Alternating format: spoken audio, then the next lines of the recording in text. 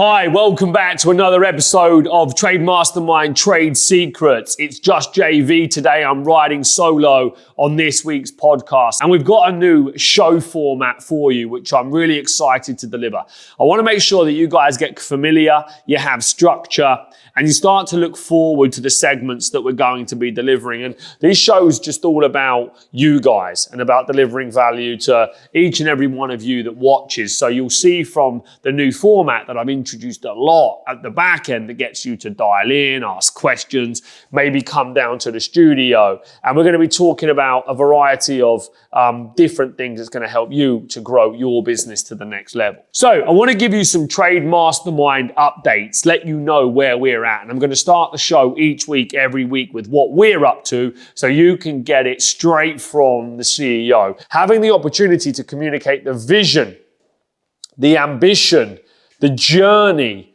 the detail with our audience is absolutely phenomenal. And, getting so close to each and every one of you is not what many CEOs get to do in many sectors. So I'm blessed and privileged to be able to have the opportunity. And hopefully from your side, you guys get to enjoy the journey as well, because you're hearing it from the horse's mouth, as it were, and you're seeing what's going down. So very, very exciting for all of us, okay, as we go through this process. So the big thing on the horizon for Trade Mastermind is a brand new website. It should be going live very, very soon. And a website in business is your shop window. It's your opportunity to share to your customers, your competitors, the world, what it is that you are doing. And a website is a conversion tool. It should help you to get sales. And if your business, your website isn't getting you leads, if it isn't making you sales, if it isn't creating new opportunities, then you're missing the trick.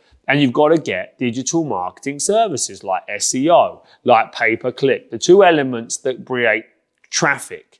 And in business, in marketing specifically, it's about traffic. And we send traffic to a landing page to get that landing page to convert. And SEO is long-term play, and pay-per-click is direct paid advertising. So that will give you an understanding of the two. But our new website is going to be fully updated. Okay, that's going to be fully informative about all of the products and services that we offer. It's going to look good, it's going to feel good.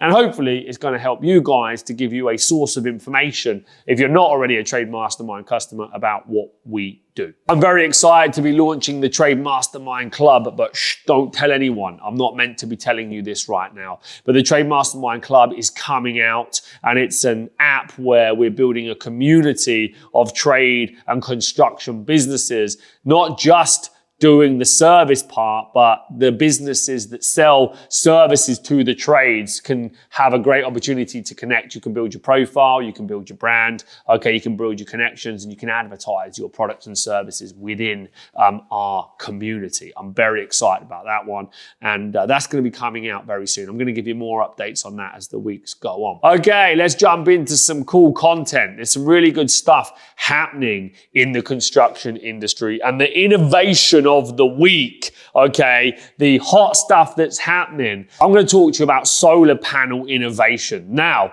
the research has told us that the production line when it comes to solar has advanced insanely. Now, they're testing thousands of panels a day, 10,000 panels a day right now, and the different technologies that make that happen. The cost of production has gone through the floor, meaning what they sell it for is going to come down. And if it comes down, it means that you're going to be able to charge less, but still get the same margins to your customers, meaning you're going to be more competitive. So you want to be working with the innovative solar manufacturers to drive the growth of your organization and give you something else to stand out from the crowd. The cost of reduction coming down is great news for the sector, and it just means that the technology is advancing rapidly. And what I'm looking forward to is teaching businesses how to take that technology that's out there right now, that ever-growing mass market of solar installations that's coming, and teaching the electrical businesses how to move into this market. And if you're in other trade businesses and you're doing a trade that doesn't really have a good operating model, then come and learn solar, because solar is easy to do. You don't need to be a electrician to build a solar business. You just need to build a business and hire electricians to do the sign-off. Okay, it's only one small part of the business. Now, the way that we're going to be able to help you to do this is by coming to the 7-Figure Solar Business Builder, and we're going to teach you how to scale and build and teach you all about the technologies and the leads and the sales. There'll be a link that is in the bio that you can go and register to, and there'll be a little bit that pops up on this podcast to teach you about what we do on them 7-Figure Solar Discovery Day. Success story of the week. This is going to be a new segment of the show. This is called Success Story of the Week, and we're going to be dialing in live or inviting in one of the Trade Mastermind customers that's absolutely smashing it. Now, this is going to be a tough pick because they're all absolutely smashing it, but it's going to bring the trades businesses to us directly to show you what they've been up to. So if you want to be on this and you're an existing customer watching, okay, make sure you let us know. And if you are a potential customer watching and you want to come and sit with me, you got to join up TM, get results, and then you might be lucky enough to get an invite to be here. Okay, so this is my next section. This bit I'm really looking forward to. It's called Ask JV, where I get an opportunity to share my wealth of knowledge about building businesses directly with you. So we're going to give you a shout out. We'll pop your name up on the screen. And if your question gets picked, we might invite you down to do some other cool stuff with us. So make sure you get the questions in. It's going to be in social media posts. It's going to be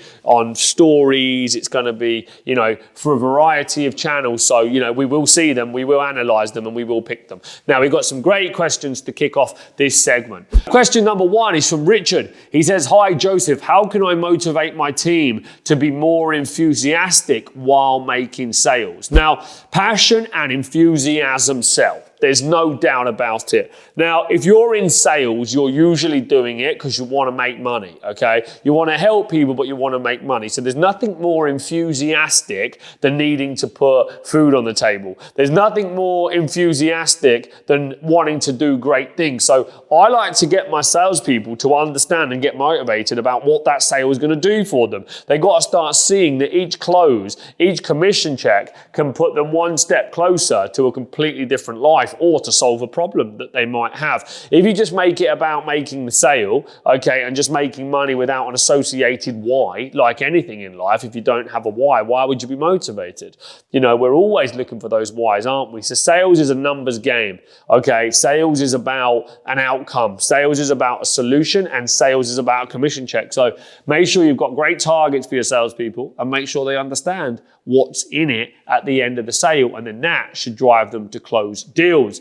Great question, and well done, Richard. "Hello, Joseph. I'm looking at hiring my first engineer," says Steve. "Should I supply them with tools, or should I expect them to have their own?" Fantastic question, Steve. So it depends on the type of model that you are running, but at the beginning, if you're struggling and you haven't got the money to get a van or get the tools, then find someone that's got both and do a deal with them to use their own, okay? It might be as a consequence of them getting the job that you've got to have your own van and you have your own tools. That's an okay ask. It's a fair ask. But if you grow your business and you start doing well, then you might want to provide and pay for the tools, and if you're looking for the high caliber engineers, they're probably not going to bring their own unless they're a subby. But if you want them full-time employed, then you're probably going to need to provide. So if you have subbies, they'll probably bring their own, or they will need to bring their own. And if they're employed, then you need to provide them, really. I've had some people employed that have used their own kit. That's fine. Don't have a problem with that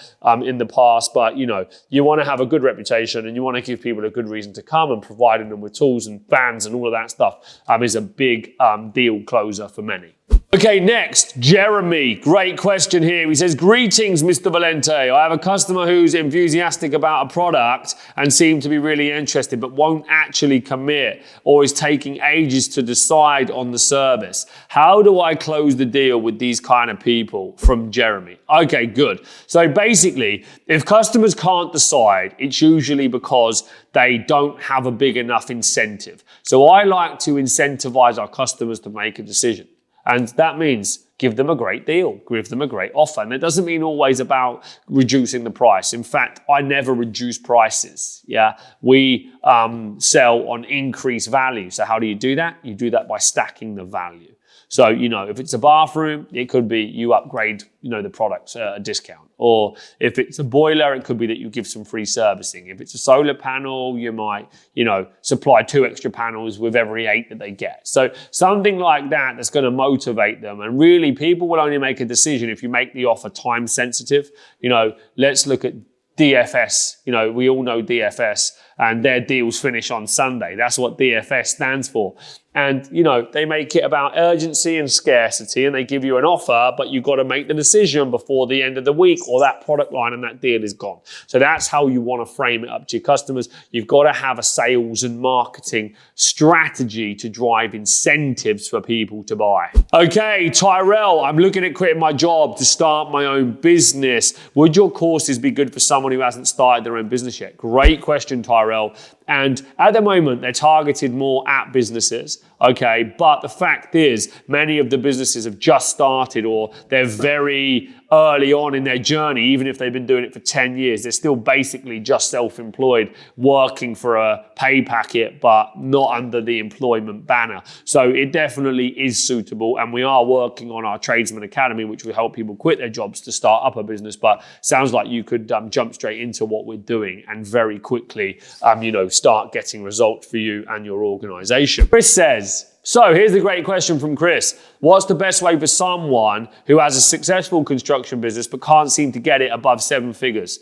So what you've got to do, Chris, is you've got to get scale. And you do that by driving sales. So what most people do is they get a business and they are the ones that start doing the sales, win the contract, do the quotes, close the deals. But if you want to grow your business and you're doing, let's say, 250 grand, now you'll probably hit your ceiling on how much you can quote and deliver. So what you got to do is get surveyors and salespeople to come in and do it for you. So each salesperson, let's say they can sell 250 grand a year for your business, then you need to go and find 4 salespeople to be able to make that happen. So I would start by growing salespeople, hiring salespeople, and building sales teams. That's where scale comes from. So that's the solution in construction. It's more surveyors, more salespeople. And I've hired many hundreds of salespeople over the years. So what you've got to do is you've got to follow a blueprint. And that's why maybe you should come down to our 7-figure construction business builder day. There's going to be a link for that in the comments, but that's going to teach you how to grow your sales and eventually build out your sales teams. Right, one final question on the Ask the JV section. James has come up with a fantastic question. And that is, if a customer asks you to break down a quote, how do you deal with it?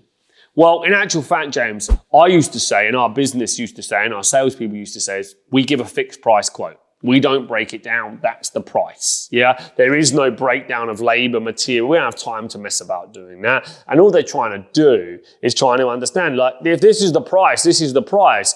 I don't go and buy a carton of milk and go to the kiosk and say, listen, how much was the bottle? How much was the milk? How much did it take to put the label on it? So why on earth do people think they can ask that question as a breakdown? I do not know. It's kind of the question people ask because they know what they're getting with a pint of milk. And when they're buying a trade job, they feel like they're always under, this banner of being ripped off. And it's just not the case. So those types of customers have got trouble written all over them in most cases. So I'd stay away from them. And I'd just go back with what I said and listen, we provide a fixed quote and that's that.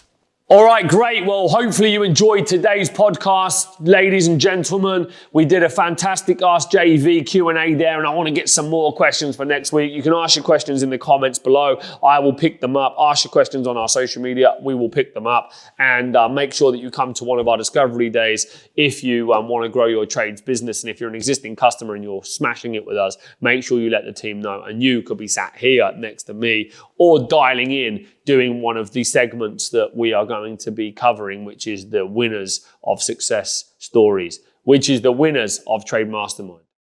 3, 2, 1.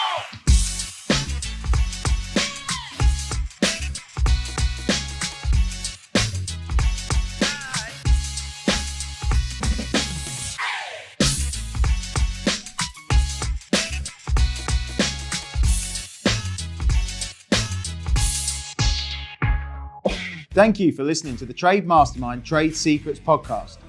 If you want to find out how Trade Mastermind can help you further, head to our website trademastermind.co.uk And don't forget to like and subscribe. Stop till we're legends.